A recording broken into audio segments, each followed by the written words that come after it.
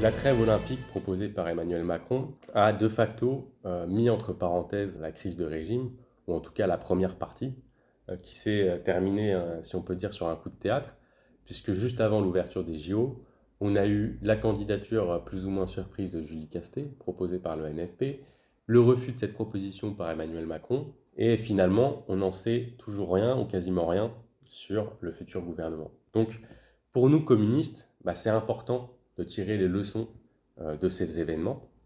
Et pour cela, il faut bien comprendre les causes de cette crise pour lutter efficacement contre le régime de Macron et contre l'extrême droite. Donc c'est pour ça qu'on doit revenir et analyser les derniers événements et d'abord comprendre les résultats des élections législatives. Donc le résultat du premier tour était conforme au sondage à quelques points près. Le sursaut de mobilisation, il a avant tout profité à l'extrême droite, qui a doublé son nombre de voix par rapport aux élections législatives de 2022. De leur côté, les macronistes ont gagné quasiment pas de voix, et le nouveau Front populaire est passé de 6 à 9 millions de voix, soit plus de 3 millions de voix. Donc ça confirme notre analyse, qui est qu'il y a une polarisation à droite et à gauche, mais que cette polarisation, elle n'est pas symétrique, et qu'à l'heure actuelle, elle profite plutôt à l'extrême droite qu'à la gauche radicale. Donc, pourquoi la dynamique est plutôt du côté de l'extrême droite? Pour ça, il faut expliquer la montée du Front National. Il y a plusieurs raisons, mais il y en a deux essentielles. La première cause de la montée du Rassemblement National, c'est la plus fondamentale, et il faut revenir sur l'histoire, en fait, l'histoire des trahisons de la gauche au pouvoir. Puisque depuis 1981, il y a eu une série de gouvernements de gauche arrivés avec des programmes et des promesses qui n'ont pas été appliqués. Le premier et le plus flagrant, c'est celui de Mitterrand, mais ensuite il y a eu Jospin et il y a eu Hollande. Et en fait, à chaque fois, ces candidats de gauche ont trahi leurs programmes et leurs promesses pour appliquer des politiques totalement compatibles avec la classe dirigeante et la bourgeoisie. Et ça, c'est le facteur le plus fondamental.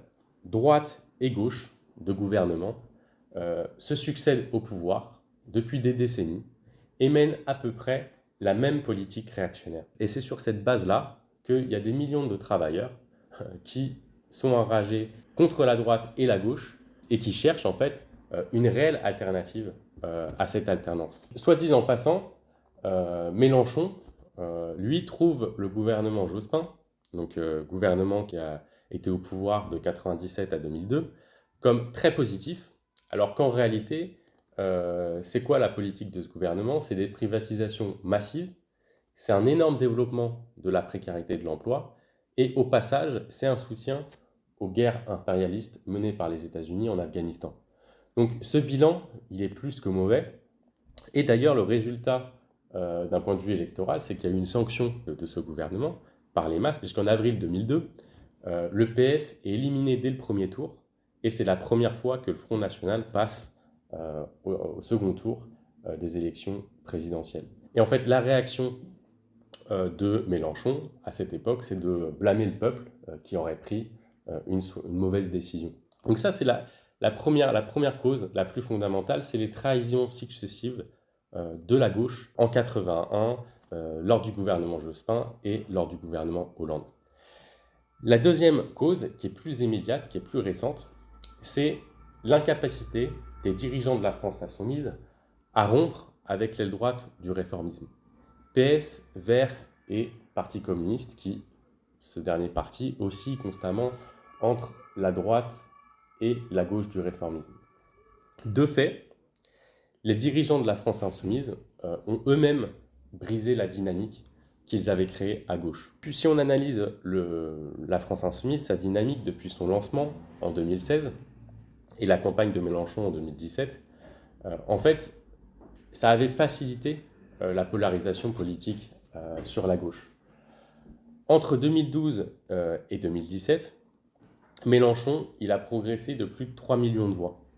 Marine Le Pen, elle avait progressé que de 1,3 million de voix.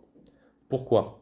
En fait, à ce moment, la dynamique, d'un point de vue électoral, elle était clairement sur la gauche. Elle était clairement pour Mélenchon. Pourquoi? Parce que Mélenchon, son succès politique, c'était de faire une rupture claire avec l'aile droite du réformisme, le réformisme qui avait gouverné, et s'orienter vers un programme de rupture radicale avec le système actuel.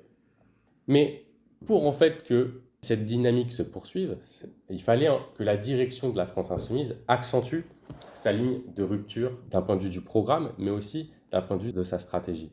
Or, les dirigeants de la France insoumise, ils ont fait tout le contraire.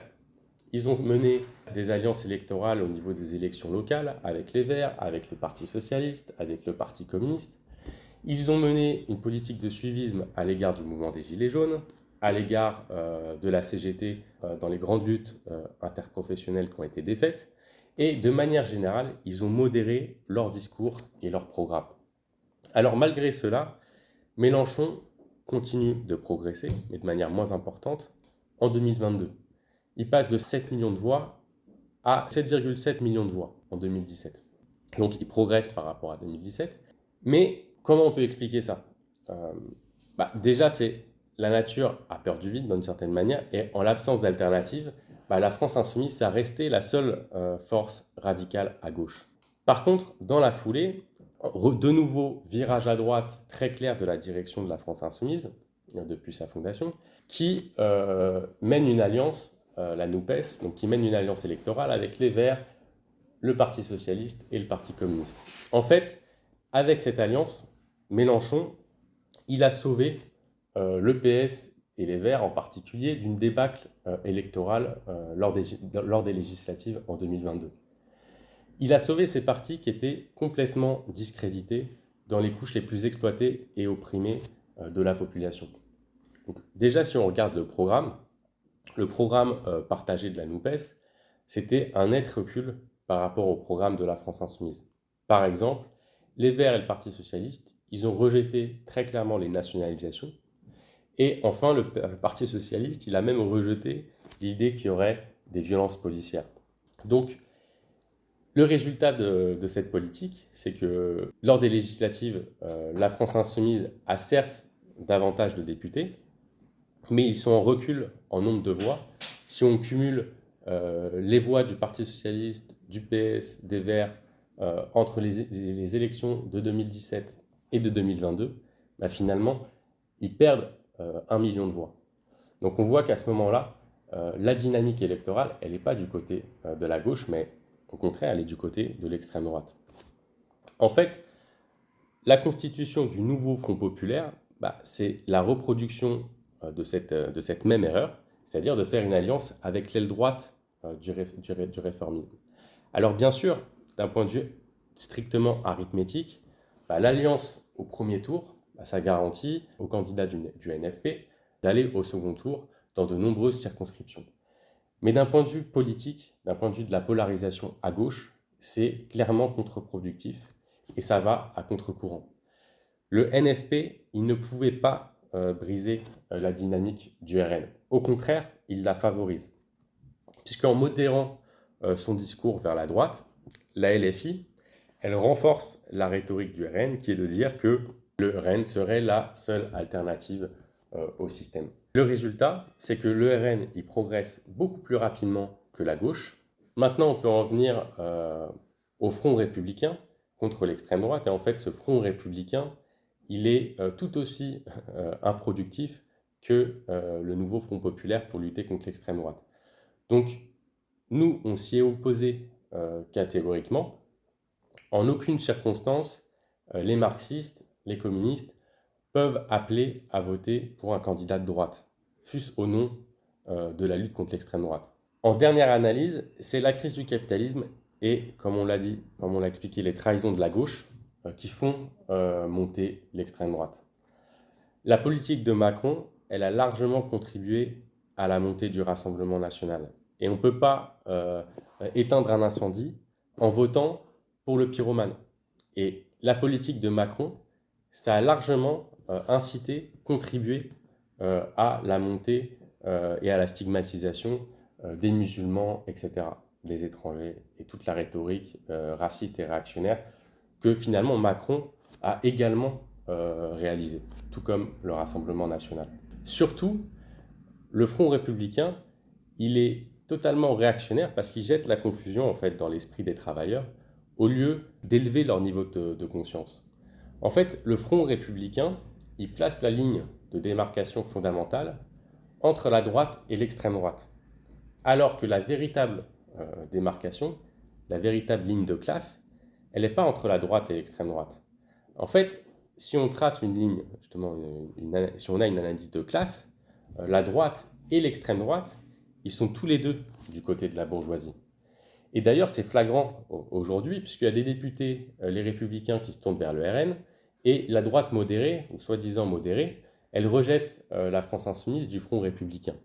Donc, on a une situation absurde où d'un côté, il y a des désistements du nouveau Front populaire au profit des ministres Borne et Darmanin, et de l'autre, les candidats LR, etc., logiquement, eux, n'appellent pas à voter pour le nouveau Front populaire. Donc tout ceci, au final, ça fait le jeu du Rassemblement national qui dit, vous voyez, ils sont tous contre nous, nous représentons la seule véritable opposition et on est la seule véritable menace contre leur système. Et ça, c'est très efficace du point de vue de leur rhétorique. Bien sûr démagogique, mais forcé de constater que ça fonctionnait. En fait, cette rhétorique, elle n'est pas nouvelle pour le Rassemblement national, puisque dans les années 2000 déjà, Le Pen dénonçait l'UMPS, l'alliance des ex-LR avec le PS d'un point de vue politique.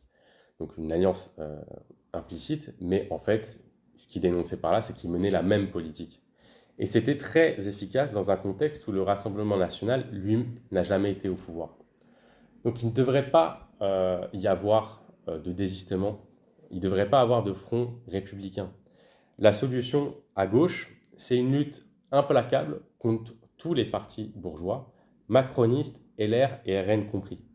Et on devrait leur opposer un programme qui s'attaque à la classe dirigeante et qui prépare en fait des luttes extra-parlementaires dans la rue et dans les entreprises. Cette politique-là, elle aurait une valeur pédagogique fondamentale puisque ça élèverait le niveau de conscience politique des travailleurs, alors qu'au contraire, le Front républicain, il a jeté la confusion au sein des masses. Donc, si on regarde maintenant le résultat du second tour des législatives, on peut en tirer deux leçons essentielles. La première, c'est que c'est clair qu'il y a une large frange de la jeunesse et des travailleurs qui détestent le Rassemblement national, et c'est ce qui explique le bon score du NFP. Finalement, ils ont fait un bon score malgré leur politique, si on peut dire. Et la deuxième leçon, c'est que la dynamique politique, elle est tout de même du côté du RN, parce que ça reste en nombre de voix le premier parti. Donc les conséquences du Front républicain, déjà d'un point de vue électoral, ça a surtout profité aux candidats de Macron et des Républicains qui ont bénéficié du désistement du NFP. Et deuxièmement, d'un point de vue politique, ça a encore renforcé, comme on l'a déjà expliqué, la rhétorique du Rassemblement national. Alors maintenant, on peut en venir au blocage des négociations au sein du NFP et surtout à sa signification politique. Parce qu'ici, on ne va pas rentrer dans les détails des divisions entre la France insoumise et les autres forces politiques du NFP, mais en tout cas, ces divisions, elles se basent sur deux orientations politiques différentes. La première, celle qui est défendue par le PS, les Verts et le PCF, c'est celle d'un renoncement au programme du NFP au profit d'un programme négocié avec les macronistes. La deuxième, qui est supportée par la France insoumise, est celle d'appliquer tout le programme et rien que le programme. Donc si on vient à la première position, celle défendue par le Parti socialiste, etc., concrètement, quelle politique mènerait une majorité parlementaire constituée du NFP et des macronistes? Alors, François Ruffin, lui, il est enthousiaste à cette idée, à cette perspective, et il prétend qu'il y a certaines mesures progressistes du programme du NFP qui pourraient être appliquées, qui pourraient être votées. Alors, est-ce que c'est exact? On ne peut pas totalement écarter l'idée que certaines mesures du programme NFP, parmi les plus symboliques et les plus inconsistantes pour la bourgeoisie, puissent être appliquées par un tel gouvernement. Mais en fait, ces mesures, elles seraient appliquées dans le seul but de faire passer tout le reste, c'est-à-dire de faire passer l'essentiel de la politique gouvernementale qui serait réactionnaire et austéritaire. Donc, François Ruffin, il a bien tort de s'enthousiasmer à cette idée, à l'idée d'une alliance entre macronistes et NFP, puisqu'en fait, ça serait une trahison pure et simple de ce programme. Alors, passons maintenant à la deuxième position. Tout le programme, rien que le programme. Cette idée, d'accord, qui a été maintes fois répétée par les dirigeants de la France insoumise. Alors, déjà, la deuxième partie, dire rien que le programme, c'est déjà une concession.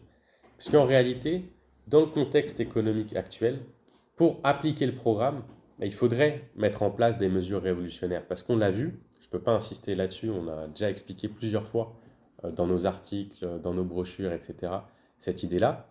Mais les capitalistes, ils ne vont pas se laisser faire si le NFP arrive au pouvoir. D'accord ? On l'a vu, il y a plein d'exemples de ça en 1936, en 1980 avec l'élection de Mitterrand. Si bien que pour appliquer tout le programme, il faudrait faire bien plus que ce qui est écrit et ce qui est dit dans le programme. C'est-à-dire qu'il faudrait mettre en place des mesures révolutionnaires pour augmenter les salaires, etc. Donc, je ne reviens pas là-dessus parce on a déjà expliqué notamment dans une brochure les limites du programme de la France insoumise, justement quelles étaient les illusions, les limites de la France insoumise. Mais pour finir, en tout cas, sur les perspectives pour la suite. Le fait est que le programme du NFP ne trouvera pas de majorité absolue à l'Assemblée nationale, qui est dominée par la droite et l'extrême droite, en tout cas d'un point de vue numérique. Jusqu'à présent, la crise politique, elle s'est essentiellement déroulée dans la sphère électorale et parlementaire, mais dans les semaines et les mois qui viennent, elle pourrait prendre la forme de grandes mobilisations extra-parlementaires. Et en fait, c'est seulement des grandes mobilisations sociales sous la forme de manifestations et de grèves massives qui peuvent ouvrir la perspective d'arracher des améliorations sérieuses dans nos conditions de vie, d'études et de travail. En fait, la tâche aujourd'hui du mouvement ouvrier, c'est pas d'attendre en spectateur la suite des événements. En fait, on doit dès à présent préparer les grandes mobilisations qui nous permettront de chasser Macron du pouvoir. Pour ça, déjà les militants syndicaux en particulier, ils doivent faire pression sur leur direction pour que ces directions élaborent un plan de bataille clair, offensif et armé d'un programme radical. Les militants de la France insoumise, eux, ils doivent exiger de leurs dirigeants qu'ils cessent les manœuvres parlementaires et qu'ils se tournent clairement vers le mouvement ouvrier pour réaliser et construire un front commun de lutte. Et enfin, c'est le plus important, l'élément décisif pour mettre fin au système capitaliste et à tout ce que ça génère, les Macron, l'extrême droite, etc., il faut construire un puissant et authentique parti communiste révolutionnaire qui puisse organiser les masses et mettre fin à ce système. À tous ceux qui partagent notre analyse, nos perspectives et tous ceux qui comprennent la nécessité de mettre fin à ce système capitaliste, on les invite à nous rejoindre dès maintenant.